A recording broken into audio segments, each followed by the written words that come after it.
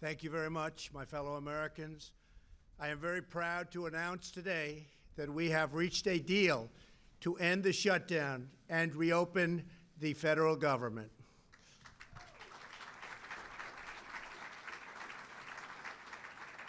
As everyone knows, I have a very powerful alternative, but I didn't want to use it at this time. Hopefully it will be unnecessary. I want to thank all of the incredible federal workers and their amazing families who have shown such extraordinary devotion in the face of this recent hardship. You are fantastic people. You are incredible patriots. Many of you have suffered far greater than anyone but your families would know or understand. And not only did you not complain, but in many cases you encouraged me to keep going because you care so much about our country and about its border security. Again, I thank you. All Americans, I thank you. You are very, very special people. I am so proud that you are citizens of our country. When I say make America great again, it could never be done without you. Great people. In a short while, I will sign a bill to open our government for 3 weeks until February 15th. I will make sure that all employees receive their back pay very quickly or as soon as possible. It'll happen fast. I am asking Senate Majority Leader Mitch McConnell to put this proposal on the floor immediately. After 36 days of spirited debate and dialogue, I have seen and heard from enough Democrats and Republicans that they are willing to put partisanship aside, I think, and put the security of the American people first. I do believe they're going to do that. They have said they are for complete border security, and they have finally and fully acknowledged that having barriers, fencing, or walls, or whatever you want to call it, will be an important part of the solution. A bipartisan conference committee of House and Senate lawmakers and leaders will immediately begin reviewing the requests of our Homeland Security experts, and experts they are, and also law enforcement professionals who have worked with us so closely. We want to thank Border Patrol, ICE, and all law enforcement. Been incredible.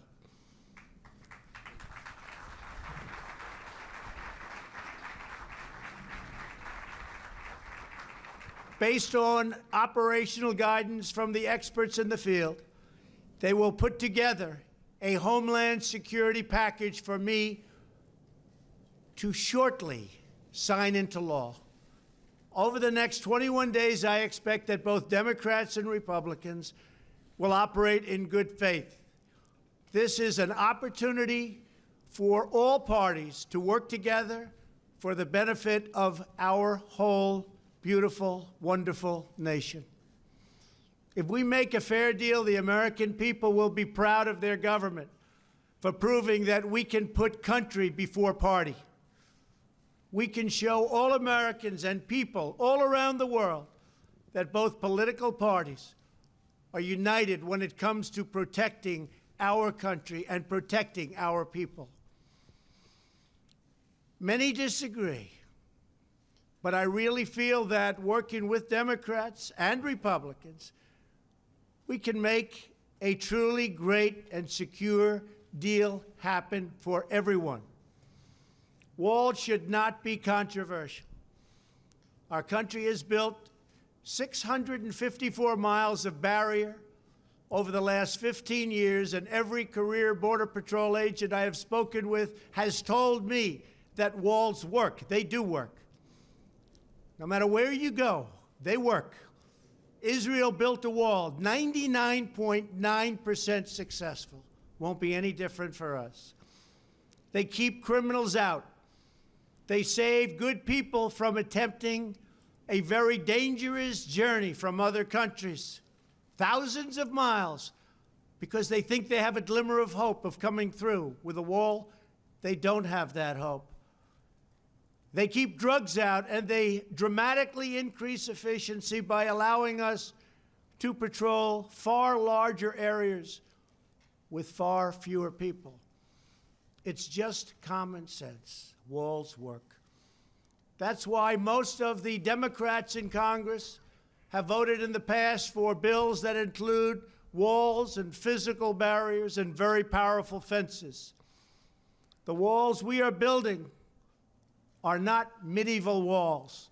They are smart walls designed to meet the needs of frontline border agents and are operationally effective. These barriers are made of steel, have see-through visibility, which is very important, and are equipped with sensors, monitors, and cutting-edge technology, including state-of-the-art drones. We do not need 2,000 miles of concrete wall from sea to shiny sea. We never did. We never proposed that.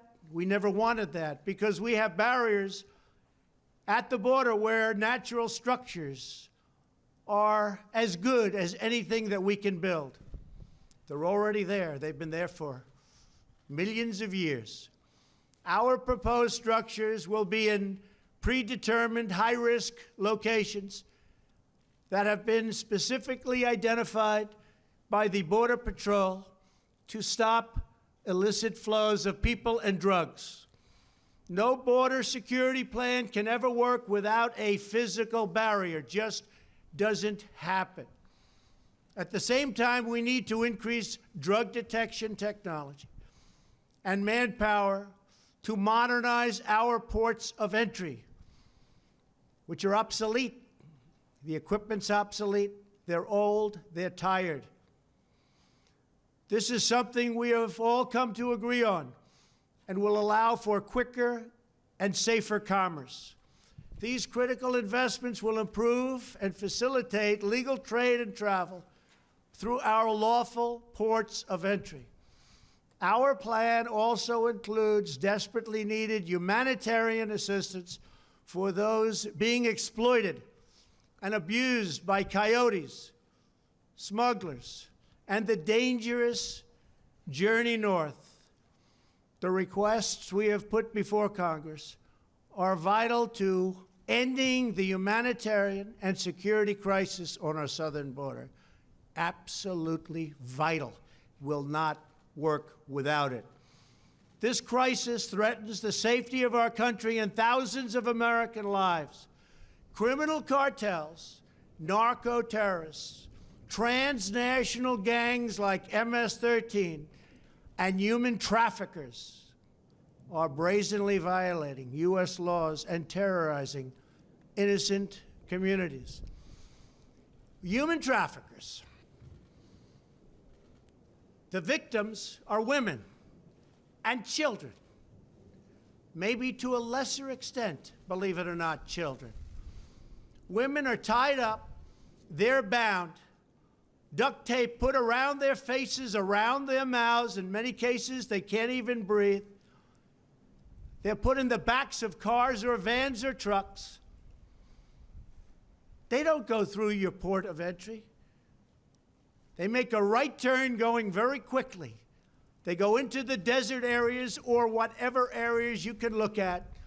And as soon as there's no protection, they make a left or a right into the United States of America. There's nobody to catch them. There's nobody to find them. They can't come through the port, because if they come through the port, people will see 4 women sitting in a van with tape around their face and around their mouth. Can't have that. And that problem, because of the internet, is the biggest problem. It's never been like this before that you can imagine. It's at the worst level, human trafficking, in the history of the world. This is not a United States problem. This is a world problem.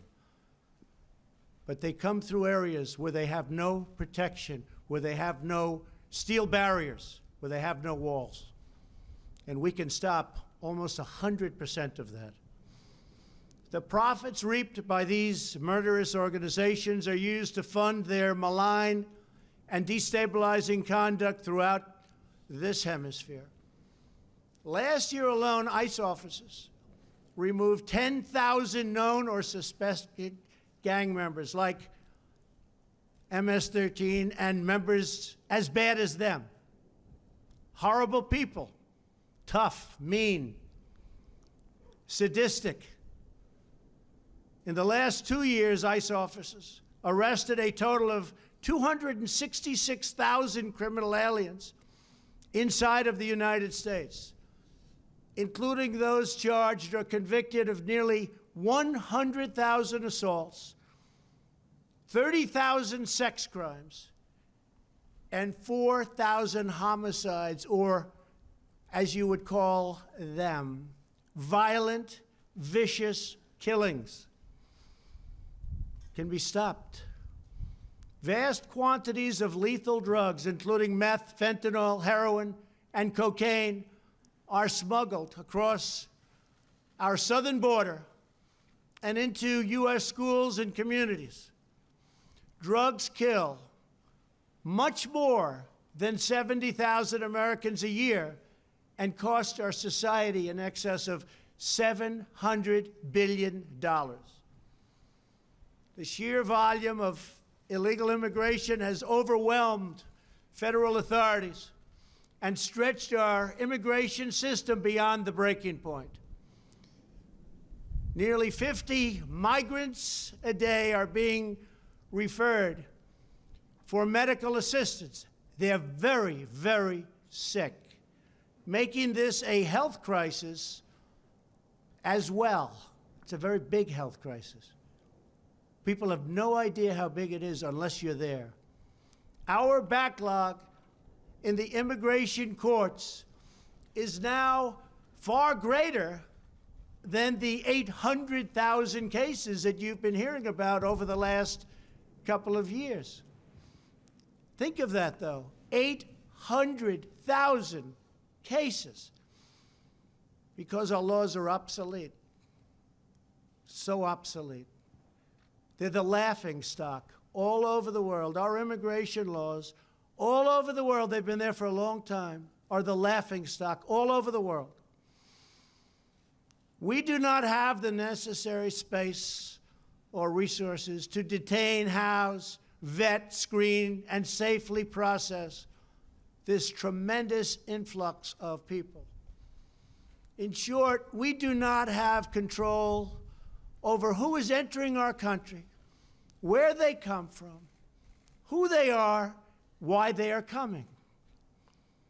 The result for many years is a colossal danger to public safety. We're going to straighten it out. It's not hard. It's easy if given the resources. Last month was the third straight month in a row with 60,000 apprehensions on our southern border. Think of that. We apprehended 60,000 people. That's like a stadium full of people, a big stadium. There are many criminals being apprehended, but vast numbers are coming because our economy is so strong. We have the strongest economy now in the entire world. You see what's happening. We have nowhere left to house them and no way to promptly remove them. We can't get them out because our laws are so obsolete, so antiquated, and so bad. Without new resources from Congress, we will be forced to release these people into communities, something we don't want to do, called catch and release. You catch them. Even if they're criminals, you then release them. And you can't release them from where they came, so they go into our country and end up in places you would least suspect. And we do as little releasing as possible, but they're coming by the hundreds of thousands. I have had zero Democrat lawmakers volunteered to have them released into their districts or states. And I think they know that, and that's what we're going to be discussing over the next 3 weeks. The painful reality is that the tremendous economic and financial burdens of illegal immigration fall on the shoulders of low-income Americans, including millions of wonderful, patriotic, law-abiding immigrants who enrich our nation. As Commander-in-Chief, my highest priority is the defense of our great country. We cannot surrender operational control over the nation's borders to foreign cartels, traffickers, and smugglers. We want future Americans to come to our country legally and through a system based on merit. We need people to come to our country. We have great companies moving back into the United States. And we have the lowest employment and the best employment numbers that we've ever had. There are more people working today in the United States than have ever worked in our country. We need people to come in to help us on the farms and with all of these great companies that are moving back. Finally, they're moving back. People said it couldn't happen. It's happening. And we want them to enjoy the blessings of safety and liberty and the rule of law.